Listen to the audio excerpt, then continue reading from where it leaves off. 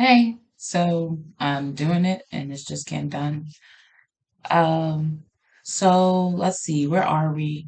I am at a point in my life where God has just opened my eyes to see some things about myself.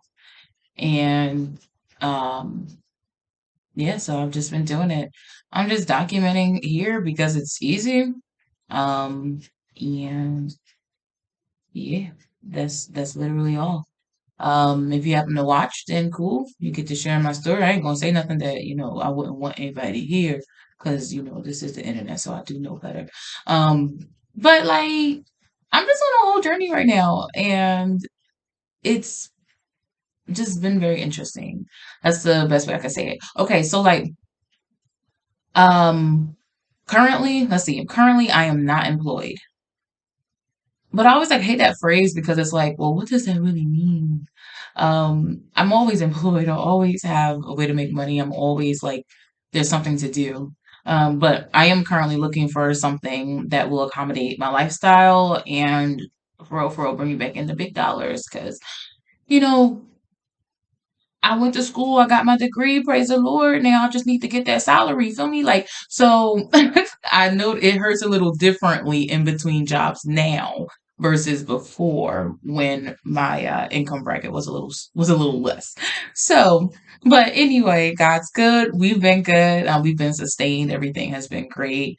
Um, and my main thing is like I just need something that's remote, 100% remote because I homeschool and like it was a big thing with my last job having to go into the office multiple times throughout the week. When I initially started with the company, it was just one day out the week. I remember like practicing routines that me and my son so that my son would understand or know what to do by the time before I came home. I remember just trying to do things like, well, I'll just have him stay up late, really late the night before. Maybe he'll just sleep until I get back. I also only worked part time before.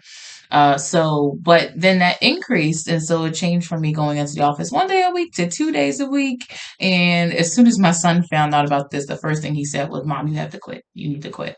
And so I was just like, well, son, it is not that simple. And also, I had a good job. Like the flexibility was great.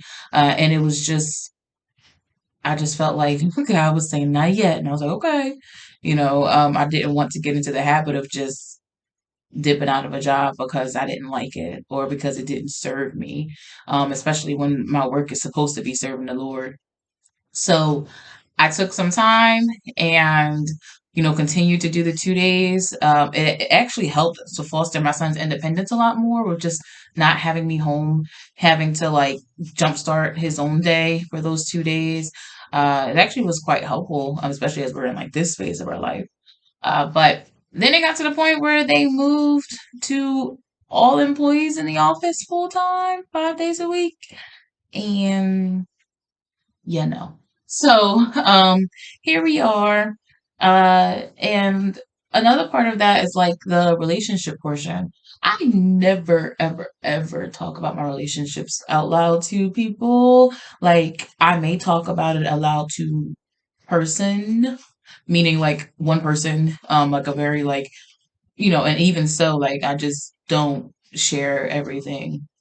But, I'm learning it's healthy to really talk about these things. And so I'm just gonna say it. So, guys, the guy that I have just been absolutely head over heels in love with since I was like, I don't know, we met when we were 18, started, I liked him then, but, time was not in our favor. And then we kicked things off again when I was 22. And he was the reason why I moved to Virginia, which is like, I was not talk about that either because it's like, why would somebody move to another state for a dude? Like, that's so dumb. But anyway, so I guess I should rephrase that and say I thought that was why I moved here. But actually, God had a different reason. and I'm grateful for it. I know now that like the reason for me coming here was for me to meet my church and for me to be involved in my church family, to me to learn the things I needed to learn about Jesus, like for me to actually know what that's like to live in a community of people where we're like they're discipling one another. We are confessing sins, we are praying together, we are joyous together, we're also mourning together. Goodness, where the finances are shared. It's such an amazing actual thing that most people, when I tell them about it, they're like, that doesn't make any sense. And the only time they believe me is when they actually come see for themselves. So, with that being said, if you're in the Richmond area, feel free to come hang out with us. I go to Remnant Church, downtown or midtown location, it doesn't really matter, but it's up to you. But also, if you can't make it out to Remnant, they're part of what's called the Acts 29 network, and they actually have churches planted throughout the country and in some other countries too. So I think they are international. But I visited the ones out in New Mexico thus far, as well as a couple out in Jersey and Philadelphia, Pennsylvania. So yeah, it's all pretty cool. So if you ever feel like you just like, I want to go check out a church, a different church, a new church, this church that Cheyenne was talking about, then like go for it. Oh yeah, so back to about the bull or whatever. So I thought I moved down here for him, and I thought things were gonna be very different than what they actually were. And I was so far gone in love with this guy that I didn't even realize how many years had gone by. And every time I thought about the number of years, it two things happen. Like the first thing I would feel like, wow, I can't believe that after all this time, like he hasn't married me. The second thing that would happen was I would say like, wow, I can't believe that like I've been in love with him for all this time. That means that we must be getting closer to getting married. Goodness gracious. I know you guys have maybe felt this way before too. But I'm throwing it out there because it happened to me. So so let me see. As of now, he ended up not marrying me. Actually, he's not even talking to me. He ghosted me. And we can peel back that more as time goes. But he ghosted me, and this is the second time that has happened. And yeah, I'm processing all of this with this time, and hopefully with these videos. Um, and also like just pulling back my layers, my relationship with men, some of the issues or things that I may have had with my father, like and not even like, oh, he was the worst person in the world, not like that, but things like typical things, just pulling back stuff, my relationships with my parents in general, mother and father, like also, I don't know if you know, so I'm the oldest of five. I grew up in a big house, and yeah, it's very different. It's very different, my life now versus then, because right now it's just me and my son.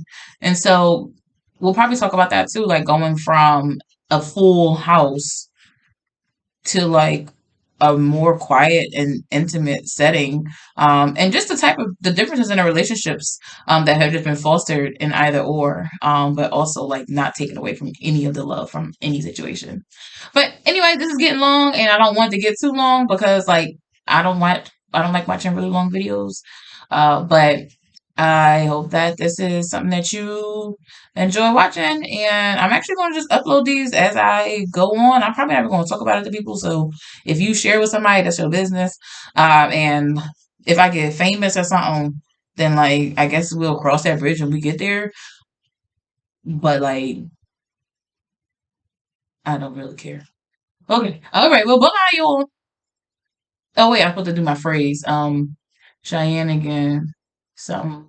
What is it again? Hey, cause see, I was in a different place when I was like first creating it. Oh yeah, hey, it's me, Cheyenne again. Here with the Cheyenne again.